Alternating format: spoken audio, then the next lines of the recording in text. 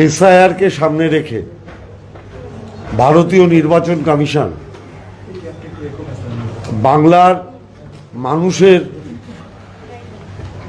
Voter লিস্টে নাম তোলার ব্যাপারে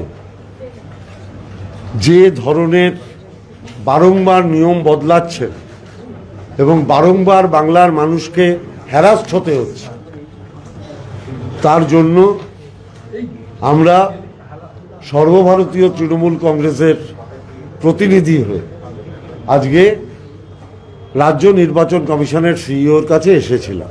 আমরা আজকে মূলত 5টা বিষয়ের উপরে আলোকপাত করেছি। যে নির্বাচন কমিশন তারা বলছে যে 1,36,00,000 লোকের ডিসক্রিপেন্সি আছে।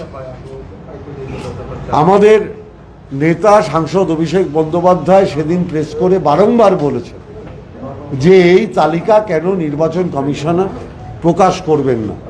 যেটা আমাদের নেতা সাংসদ অভিষেক বন্দ্যোপাধ্যায় সেদিন প্রেস করে বলেছেন যে নির্বাচন কমিশনারকে আমরা অনুরোধ করছি, আপনি একটা স্বয়ংশাসিত সংস্থা, আপনি ভারতের কেন্দ্রীয় সরকারের প্রতিনিধি নন, আপনি সারা ভারতবর্ষের মানুষের প্রতিনিধি। অতএব যিনি সারা ভারতবর্ষের মানুষের গণতান্ত্রিক অধিকার রক্ষার দায়িত্ব যার, তিনি দয়া করে মানুষকে হ্যারাস্ট করে কোনো পার্টিকুলার রাজনৈতিক দল অর্থাৎ ভারতীয় জনতা পার্টির পার্টি অফিসে দয়া করে পরিণত হবেন না।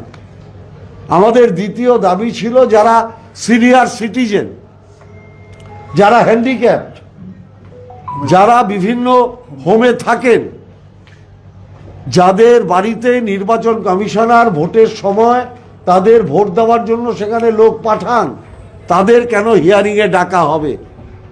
কেন এই মানুষগুলোকে কষ্টের মধ্যে ফেলা হবে? তাহলে হিয়ারিংয়ে কেন আমার বিএলএ 2রা থাকতে পারবে না? আমরা তো বলছি না শুধু তৃণমূল কংগ্রেসের বিএলএ 2 থাকুক, আমরা বলছি সব দলের বিএলএ 2 থাকবে না কেন? প্রধানমন্ত্রী যদি ভার্চুয়ালি বক্তৃতা দিতে পারেন, সুপ্রিম কোর্টের হিয়ারিং যদি ভার্চুয়ালি হতে পারে, হাইকোর্টের হিয়ারিং যদি ভার্চুয়ালি হতে পারে, তাহলে হিয়ারিংটা কেন ভার্চুয়ালি হবে না? আপনি হিয়ারিংয়ে ডেকেছেন, সে বাইরে আছে, তাহলে তাকে তার সেকেন্ড অপশন থাকবে না কেন? আমরা আমাদের দাবি জানিয়েছি, এবার রাখবে কি রাখবে না সেটা আমরা নিশ্চিতভাবে কালকের মধ্যে জানতে পারবো।